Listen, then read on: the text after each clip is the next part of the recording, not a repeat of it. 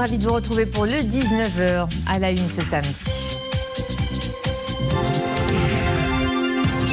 Covid-19, le bilan journalier d'évolution d'épidémie sur le territoire national. Pendant ces dernières 24 heures, 2719 nouveaux cas d'infection, 2218 rémissions. Un indicateur qui tend encore vers le rouge. 43 nouveaux décès ont été enregistrés. L'offre sanitaire se renforce pour la prise en charge des cas Covid-19. À Bni Mellal, un hôpital de campagne est en cours d'installation pour alléger la pression sur l'hôpital provincial de la ville. Nous aurons avec nous en direct dans ce journal le délégué provincial de la santé.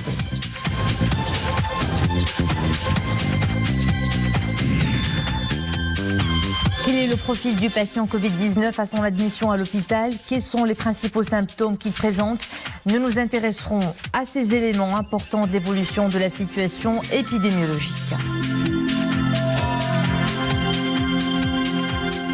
Nous commençons donc par ces chiffres du jour du Covid-19. 2719 nouveaux cas d'infection pour 2218 guérisons enregistrées ces dernières 24 heures. Pour les indicateurs qui tendent vers le rouge, 43 nouveaux cas de décès ont été enregistrés depuis hier 18 heures. Le total des cas actifs s'élève désormais à 19 050 pour 374 cas sévères et critiques, dont 40 sous intubation. Et pendant ce temps, l'offre sanitaire se renforce un peu partout. À Bni Mellal, un hôpital de campagne est en aménagement, une structure dédiée à la prise en charge des cas Covid-19. Sa capacité est de 100 lits, histoire d'alléger la pression que subit le service Covid-19 après l'augmentation du nombre des contaminations dans la région Bni Mellal-Khnifra. Les développements dans ce reportage de Bouchaïb Ammar et Soufiane Ibrahimi et Mrid Missi. Vers la fin de la pression sur l'hôpital régional de Bni Mellal. Très sollicité depuis l'Aïd al-Adha, l'établissement connaît un pic d'affluence de malades Covid-19. Nécessaire pour absorber le flux des cas actifs dans la région, des unités de renfort sont en aménagement. Dans moins de 10 jours, cet hôpital de campagne devra pouvoir contribuer à la prise en charge des cas graves et critiques. L'arrivée de l'automne risque d'occasionner une éclosion des virus grippaux. Le ministère de la Santé a su anticiper ce regain des maladies saisonnières couplées au Covid-19 en mettant en place cet hôpital de campagne. Doté de 100 lits dans des lits de réanimation, il devra accueillir les cas d'infection les plus critiques. Prenant forme d'un vaste chapiteau, l'hôpital de campagne en aménagement abrite des lits équipés, de quoi décongestionner le service Covid-19 du centre hospitalier et pouvoir traiter les autres pathologies dans la région de Bni Mellal-Khnifra, où le bilan des victimes de la pandémie ne cesse de s'alourdir. Pas moins de 87 décès ont été enregistrés, en plus de 900 cas actifs en traitement à ce jour. La situation épidémiologique semble en amélioration dans la province de Bni Mellal, mais n'empêche, la pression sur l'hôpital provincial par les patients Covid-19 a été telle que plusieurs services de cet établissement ont dû laisser place à l'admission des patients Covid, ce qui a eu un impact réel sur le suivi des patients souffrant d'autres pathologies. Le nouvel hôpital de campagne vient donc résoudre ce problème de santé et bien d'autres. Une action également proactive, surtout à l'approche de la saison de la grippe. Pour en parler, nous avons avec nous en direct par Internet depuis Bni Mellal le délégué provincial de la santé, Dr Khalid Benrahal. Docteur, bonsoir. Merci d'être avec nous pour cette édition. Merci madame, c'est avec un grand plaisir d'être parmi vous. Merci à vous. Alors tout d'abord, comment se présente la situation épidémiologique dans la province? Vous avez combien de cas actifs et combien de cas critiques sévères et de patients intubés? Voilà, tout à fait. Donc, nous sommes devant une pandémie qui existe un peu partout dans le monde. Le Maroc fait partie également de ces pays. Notre ville, Bni Mellal également. Eh bien, la situation épidémiologique, il a connu pratiquement 3 étapes. La première étape, donc, c'était la première, dès la déclaration du premier cas au Maroc, et en particulier au niveau de Bni Mellal, eh bien, qui a été déclaré vers la fin de mars, le 28 mars. Par la suite, on a eu de temps à autre des cas. On a cumulé pratiquement 38 cas durant cette première étape qui allait depuis le mois de mars jusqu'à pratiquement le mois de juin.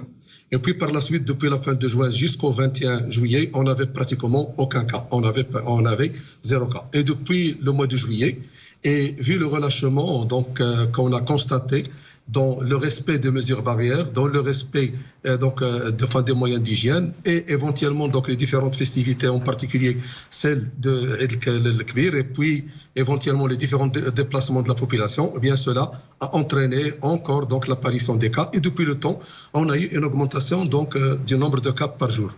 Jusqu'au pratiquement donc après l'Eid, où des mesures donc ont été prises bien sûr donc depuis la constatation de l'augmentation de ces cas. Eh bien, la première mesure, c'est on a eu des réunions présidées par M. Louali au niveau donc du PCP de Bni Mellal, où tout le monde, donc toutes les personnes, donc les départements impliqués, donc les autorités, les sapeurs-pompiers, la police, la gendarmerie, les forces auxiliaires, la santé et l'enseignement, donc pratiquement tout le monde. Le M. Louali a insisté énormément sur la sensibilisation, sur le respect des mesures barrières. C'est ce qu'on a établi, et également donc l'élargissement des tests donc à la recherche du Covid. Grâce à ça, on a pu cerner cette épidémie, et actuellement nous sommes dans la phase d'un assouplissement des mesures d'urgence. Et bien maintenant donc les grandes surfaces ils travaillent jusqu'à pratiquement 21 heures. Les commerçants donc les bains morts vont également donc voir donc leur activité durant donc ces jours après avoir suivi des tests. Et enfin, voilà, donc actuellement, la situation, donc, je pourrais dire qu'il est bien maîtrisé. Alors, à combien se chiffre aujourd'hui à peu près le nombre des lits de réanimation? Est-ce qu'il y a des cas critiques ou sévères qui risquent de causer une saturation? Oui. Actuellement, le nombre de lits au niveau de la réanimation au niveau du CHR de Bni Mellal, le centre hospitalier régional, eh bien, nous avons pratiquement 13 lits dédiés à la réanimation. Aujourd'hui, il y a un seul cas au niveau de la réanimation. Nous avons pratiquement 4 services, comme vous l'avez dit d'ailleurs donc, lors de votre exposé. Eh bien, nous avons pratiquement 4 services qui se sont transformés en service Covid. C'est le service de cardio, le service de traumato, de la chirurgie et de la chirurgie infantile. Et donc il y a également donc un service qui est donc destiné pour les personnes donc suspectes d'être atteintes de Covid et qui attendent bien sûr le test. Et puis également, nous avons un service qui est dédié pour donc les soins intensifs, et bien donc les personnes qui nécessitent de l'oxygène, d'une manière simple, ça veut dire que non invasif. Alors, Bni Mellal se dote d'un hôpital de campagne entièrement dédié au cas Covid-19. Pourquoi justement un hôpital de campagne? Est-ce qu'on craint un manque de prise en charge d'autres pathologies au niveau de la province? Voilà, tout à fait. Donc, dans ce sens, on remercie vivement donc le ministère de la Santé et donc d'avoir mis à notre disposition cet hôpital. Et bien, cet hôpital, il a une capacité pratiquement de 100 lits. Cet hôpital, donc vient dans le cadre d'anticipation de ce qui pourrait avoir lieu durant la période de l'automne et également de l'hiver, qui connaît comme chaque année donc les grippes saisonnières. Et comme vous le savez, donc le tableau clinique aussi bien du Covid-19 que également de la grippe saisonnière, ils sont très semblables. Et cela va bien sûr entraîner une certaine panique au niveau de la population qui va se rendre bien sûr au niveau de l'hôpital. Eh bien, comme le virus il est devenu communautaire, et comme le virus de la grippe également donc il circule durant cette période, on craint donc d'avoir un flux qui est très important. Et avec ce flux, donc d'autres personnes pourraient être exposées. C'est particulièrement les personnes âgées, les personnes qui présentent des comorbidités ou bien donc qui présentent des maladies chroniques qui entraînent une diminution des défenses de l'organisme. Et dans ce sens, donc on prévoit probablement qu'il peut y avoir un nombre très important qui peuvent être hospitalisés. Et dans ce cas, cet hôpital de campagne vient éventuellement pour répondre à ce besoin qui va avoir lieu. Et également, donc cet hôpital vient aussi dans le cadre pour relancer les différentes activités du CHR au niveau des services qui se sont vus transformer des services originaux pour des pathologies bien particulières en un service Covid. Et bien, sur ces 100 lits, bien, donc, on va réserver pratiquement une 50aine de lits pour donc, les cas les cas Covid-19 qui nécessitent une hospitalisation. Parmi les 50 autres, on va réserver donc deux parties. Une partie pour ceux qui nécessitent des soins intensifs et une partie pour ceux qui nécessitent la réanimation avec des respirateurs, avec éventuellement donc une intubation. Docteur, voilà. nous avons vu dans le reportage que les travaux avancent. Dans combien de jours exactement l'hôpital sera-t-il opérationnel ? Lors d'une visite qui a été effectuée par M. Le Wali hier, le vendredi, avec l'entrepreneur responsable de la mise en place de cet hôpital, il nous a dit que pratiquement vers le vendredi, Inch'Allah, donc l'hôpital pourrait éventuellement être au complet et il sera également visité par M. Le Wali pour voir éventuellement donc la fin de ces travaux. Docteur Khalid Benrhal, délégué provincial de la santé, merci pour ces précisions. Vous étiez en direct depuis Bni Mellal. Et nous enchaînons avec cette interrogation. Comment interpréter certains indicateurs épidémiologiques ? Hier, nous avons tenté de décortiquer la part des cas asymptomatiques, entre autres, dans le total des cas positifs. Nous nous intéressons ce soir au profil et à la symptomatique des patients hospitalisés sur la base d'une présentation faite par la direction de l'épidémiologie et des maladies relevant du ministère de la Santé. Éclairage, Mohamed Eitlishkar. À la date d'hier, sur près de 18 609 cas actifs, 368 étaient admis en soins intensifs et en réanimation. L'âge moyen des patients, des cas sévères ou critiques, est de 59 ans et il y a plus d'hommes que de femmes, avec un sexe ratio homme-femme de 1,6. Pour ce qui est de l'âge moyen des personnes décédées, il est de 65 ans avec presque 2 hommes pour une femme. Et depuis le début de l'épidémie, près de 2,5 millions de tests PCR avaient été effectués au Maroc, avec un taux de positivité moyen de 4,3%. La prévalence moyenne des cas actifs est de 47,1 pour 100 000 habitants, une prévalence qui a augmenté ces derniers jours pour atteindre pour la journée d'hier par exemple 51,2 pour 100 000 habitants. Alors cet indicateur, ajouté à celui du taux de reproduction du virus, toujours supérieur à 1, montre que la circulation du coronavirus est toujours intense au sein de la population, ce qui appelle un renforcement des mesures barrières, de distanciation physique et de port du masque pour casser les chaînes de propagation. Concernant les signes cliniques, ils sont de 4 natures. Il y a les signes généraux, tels la fièvre, les céphalées et les vertiges, les signes respiratoires dont la toux, la détresse respiratoire et les douleurs thoraciques, les signes digestifs, notamment les diarrhées, les nausées et vomissements et les douleurs abdominales, et enfin les signes sensoriels de perte de l'odorat et du goût ou encore la sécheresse buccale. De façon globale, dans la majorité des cas, les symptômes observés à l'admission à l'hôpital sont de nature générale et respiratoire, c'est-à-dire les patients se présentent avec de la fièvre, des céphalées, une toux sèche, plus ou moins une détresse respiratoire et des douleurs thoraciques. Les symptômes digestifs sont moins fréquents, observés dans 1 cas sur 5, et la perte du goût et de l'odorat n'est observé que dans 15,7% des cas Covid-19. La conscientisation au sujet de la prévention contre le Covid-19 bat son plein partout dans le pays. La sensibilisation est pour l'heure le seul rempart pour se protéger du virus. Pour cela, les gestes barrières ont fait leurs preuves et il va falloir encore les respecter pour parer à la propagation de la pandémie, en particulier en ce début d'automne où d'autres virus menacent, comme celui de la grippe saisonnière. Reportage à Casablanca, Mounia Marouche. الله يرحم لك الوالدين ما يحدك في الشارع العام وما يحدك تتلاقى بالناس الله يرحم لك الوالدين دير الكمامه. C'est sur un ton un peu ferme qu'il lui demande de mettre son masque. Un élément indispensable pour protéger et se protéger contre le Covid-19.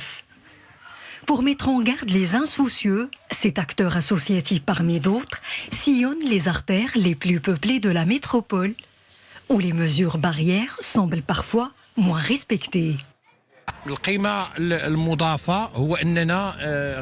Nous veillons à sensibiliser les jeunes et les moins jeunes sur l'importance du port du masque. L'objectif, c'est de leur rappeler le danger auquel ils sont exposés s'ils ne portent pas cet accessoire de protection.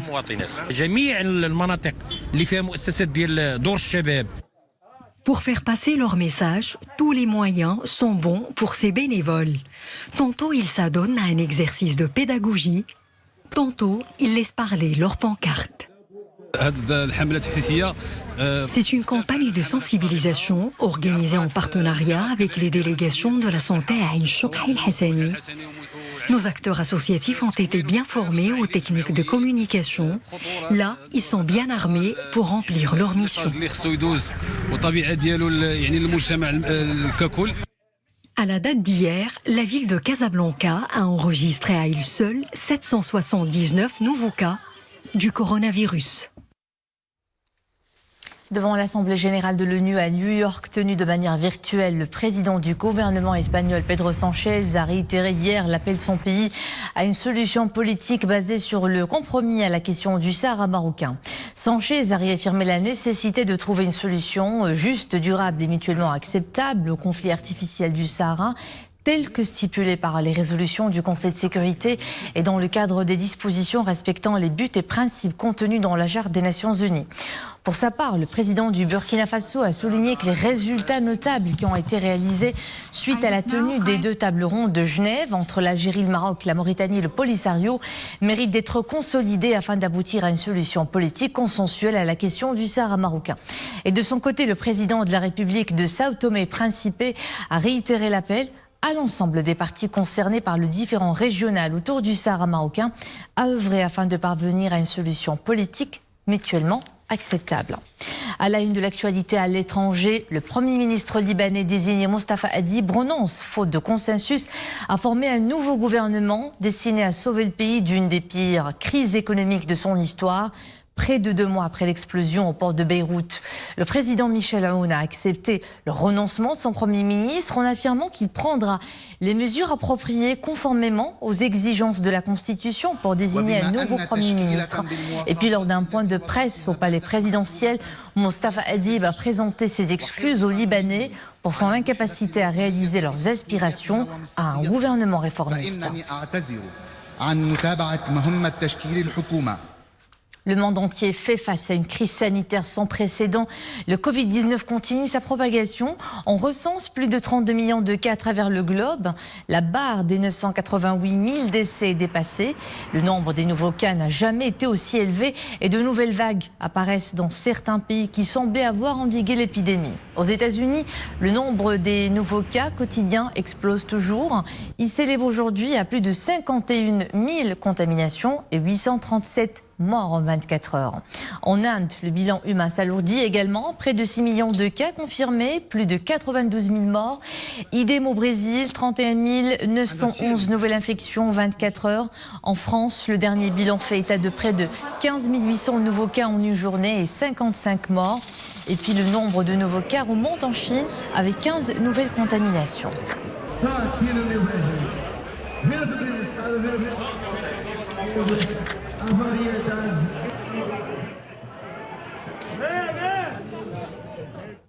Une page artistique avant de refermer cette édition. La période de confinement, vous le savez, a été une source d'inspiration et de créativité pour beaucoup d'artistes.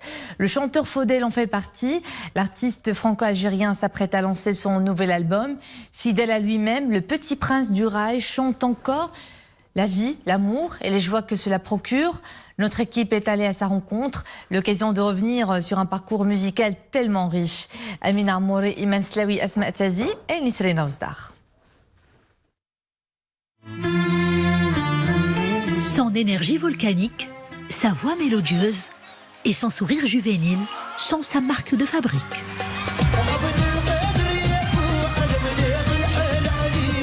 Très jeune, Chab Faudel fait son entrée dans l'univers du rail.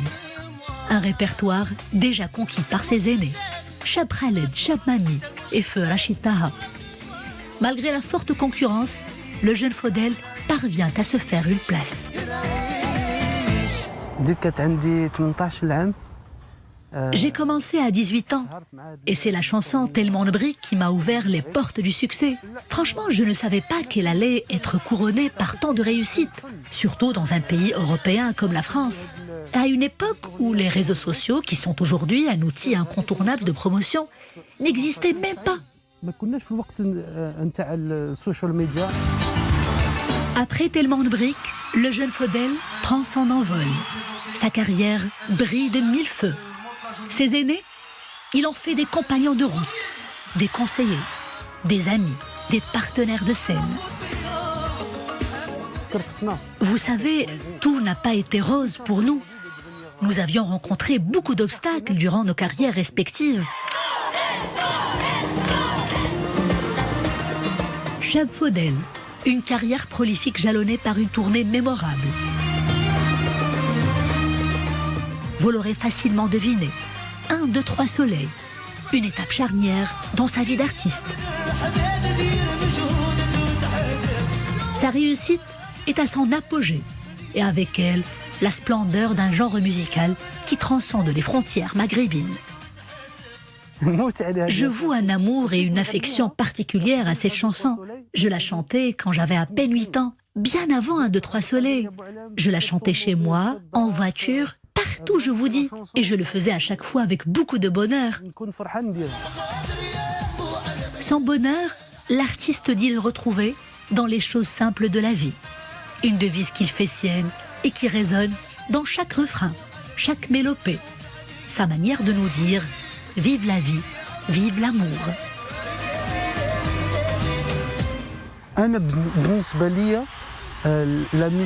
Pour moi, la musique représente la vie. D'ailleurs, le thème de la vie et celui de l'amour sont très présents dans mes chansons. Je veux vivre pour manger tous les livres. Je veux vivre.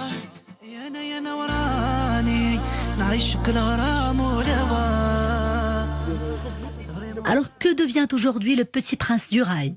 À 42 ans, l'énergie du chef d'hier n'a pas pris une ride. Son nouvel album sort très bientôt. Un duo. Il s'agit d'un duo baptisé Mon Amour avec la grande et talentueuse chanteuse Chada Hassoun et d'une chanson plutôt rail sentimentale appelée Une histoire Shabba avec cette fois-ci Hicham Khatir. Histoire Shabba, فوتها معاك جامي عاشها واحد من قبلي يا العمر ما نقدرش يا ننساك. Et ça promet. Merci d'être avec nous pour ce journal. L'information continue à 21h en compagnie de Nadia Moden. Passez un agréable week-end.